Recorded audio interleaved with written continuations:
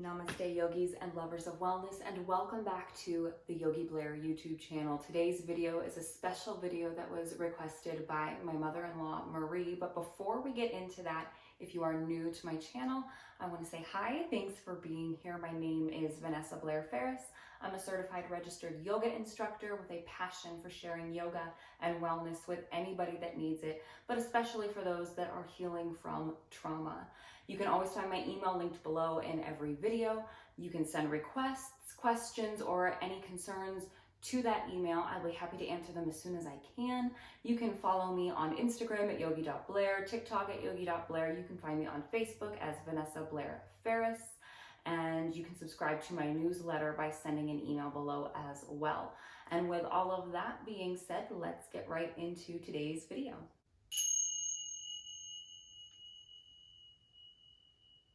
Now you may be wondering why I haven't moved away from the wall just yet. And the reason being is that today's video is a very special video from my mother-in-law.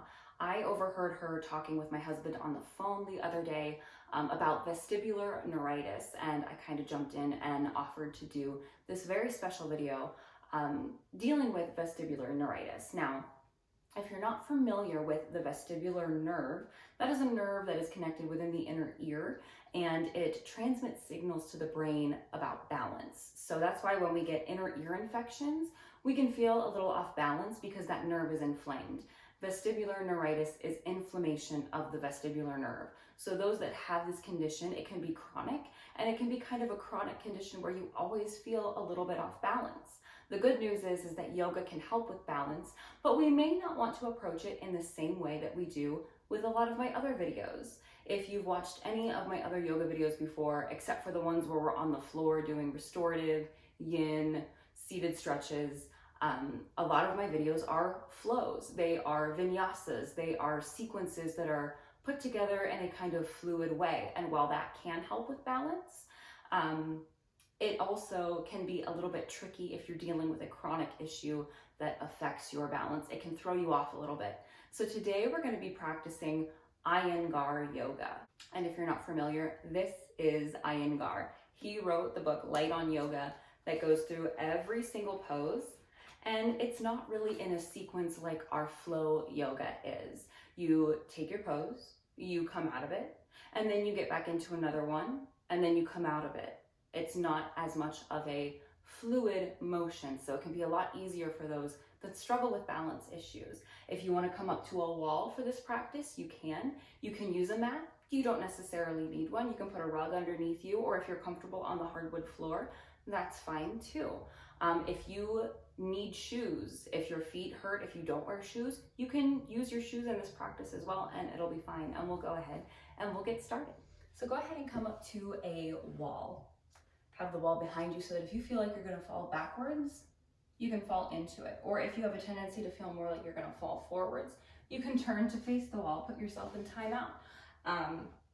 For the sake of today, I'm going to have my back to the wall, and we're going to start with the foundation of all standing yoga poses. So anytime we're in a warrior pose, or anytime we're in triangle pose, or any standing pose in yoga, this pose right here is the foundation of every single one. It's called mountain pose or Tadasana, and it's a basic standing pose. And this pose helps teach us how we should be standing anytime we're standing up. So go ahead and start. Iyengar says to bring your feet together so that your toes are touching. Now, for some of us, that makes us feel a little off balance. So you can bring your feet a little bit wider. I would say no more than hip bone width. Find the hip bones and draw a straight line down from your hips to your knees to your ankles. From here, I like to start at the ground and work my way up. So we want to find that entire surface area of the foot. I like to lift my toes and kind of spread them apart and set them back down.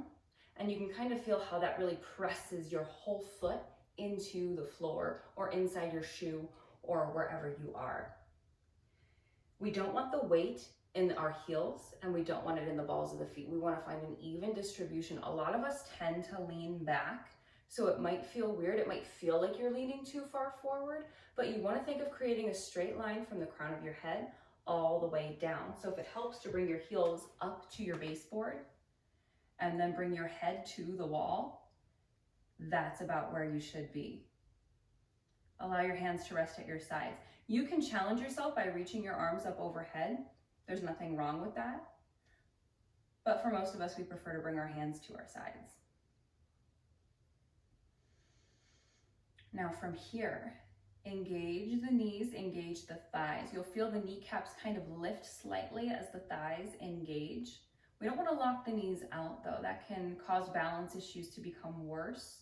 So just put a soft micro bend into the knee. Pull the belly button in and up. Think of really engaging the core, but still allowing the breath to flow. In yoga, we breathe in and out of the nose. We take deep breaths in and deep breaths out.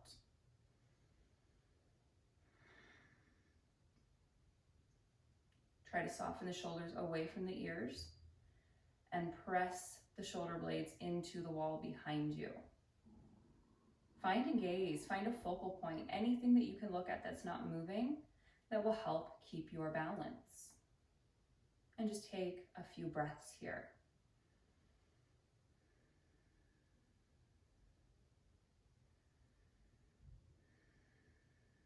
You can tap into your Ujjayi breath.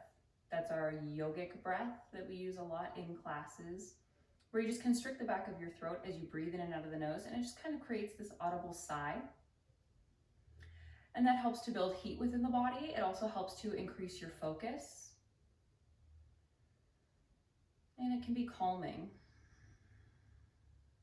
And over time, start to walk your feet away from your wall. You can start to challenge yourself by lifting the arms up.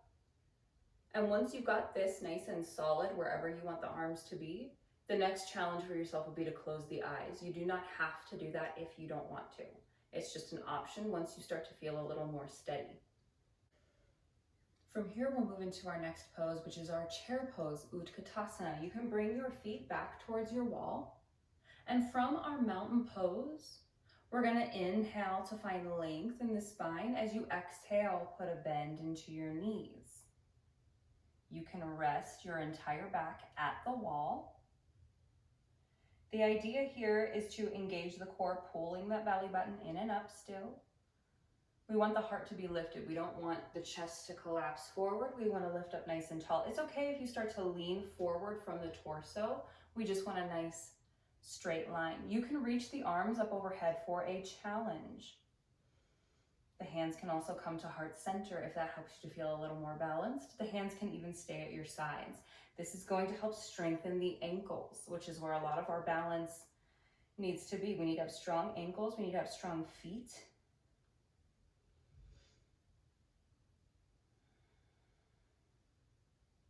Iyengar says to hold this pose for 30 seconds. You can hold it as long as you would like. And again, for a challenge here, you can also try closing the eyes. And when you're done, come back to your mountain pose, reset. So once you've got a hang of those two poses, we'll move into a warrior pose. We're going to start with warrior one, where the feet are still flat on the floor. Now what we're going to do, I'm going to turn to the side so that you can see. We're going to start in our mountain pose. And the way Iyengar suggests to get into warrior one is to reach the arms up over the head, bringing the palms together. It's okay if they don't touch. You can also bring your hands to heart center or to the hips, whatever works for you. From here, we're going to walk our front foot, which will be our right foot to start. And then we're going to walk our left foot back. So we're creating an upside down V with the legs. From here, our left toes are going to point to about 45 degrees. So they're at a diagonal from the body. The right toes are facing forward. And then you're going to bend into your front knee as much as you can. It doesn't have to be perfect. The distance between your heels does not have to be too much. We want to try to get that right knee over the ankle, but it's okay if it's a little far back to start. We just don't want the knee to come over the toes. You can release the palms if that's more comfortable. This is usually where my arms are in my warrior pose.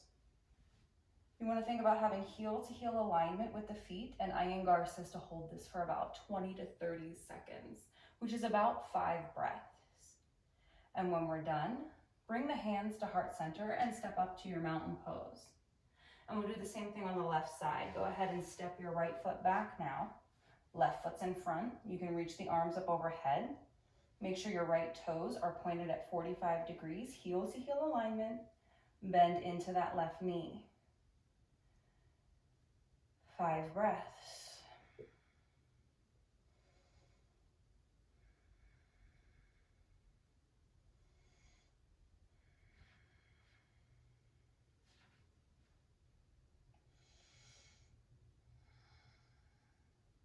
And then bringing the hands back to heart, step the right foot up, find your mountain pose.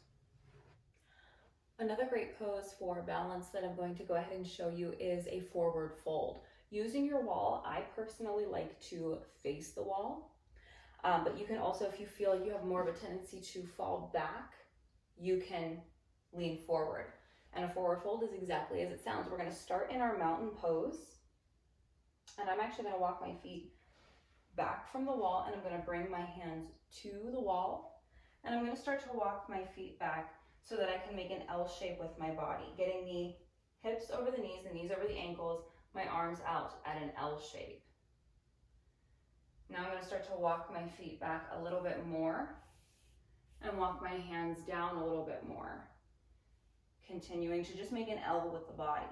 And you can pause here and just see how this feels. You can stop anywhere along the way. This will help kind of get you into that fold, and over time, we start to walk our hands down the wall, bringing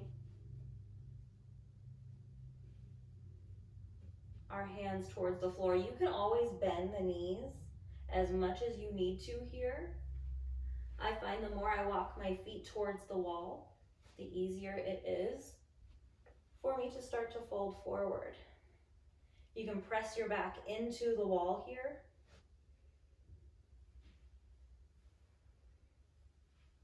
And again, if we're just here at an L shape, that's fine too. That's going to help to stretch into the shoulders and the neck, which is a great option for vestibular neuritis. And if you have vestibular neuritis, your doctor may suggest shoulder and the neck stretches. So you can take these in any seat. If you're sitting on your couch, if you're sitting on the floor, if you're sitting in bed, you can do these stretches anywhere. If you're watching TV, wherever you are, these are always an option, something that you can do. We're gonna find a seat and just rest your hands where they're comfortable, whether that's on your knees, in a chair, wherever. Start to drop your chin down to your chest, all the while keeping that heart lifted. When we drop our chin down, the tendency is to lean forward. Try to keep the spine tall and only move the neck, kind of tucking the chin back. Roll your chin over to your right shoulder and hold here for as long as it's comfortable to you. It doesn't have to be this short of a time. You can pause here for a couple of minutes and then roll it down through center when you're ready, over to the other side. Bring it back down through center, lift your gaze up, drop your right ear towards your right shoulder. Inhale up, other side. You can bring your hands behind your back and interlace your fingers. And from here, you can draw your right ear towards your right shoulder and bring your hands over towards the right as well. That's just going to create more tension in this side of the neck. If it doesn't feel good, you don't have to do it. And bring it back up and you can switch sides.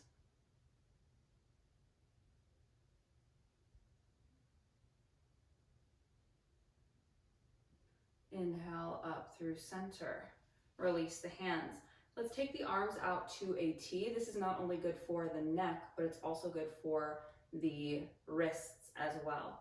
We're going to drop our right ear to our right shoulder while pressing our fingertips towards the back of the room, and then point your left fingertips towards the front of the room. Inhale up, switch sides. Left fingers point back, right fingers point forward.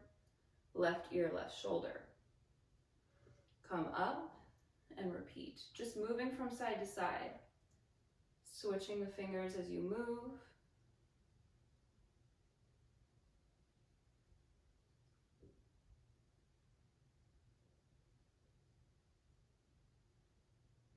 Inhale to reach the arms up. Exhale, bring the hands to heart center. I hope that those were some good stretches for you to practice at home to help with balance issues.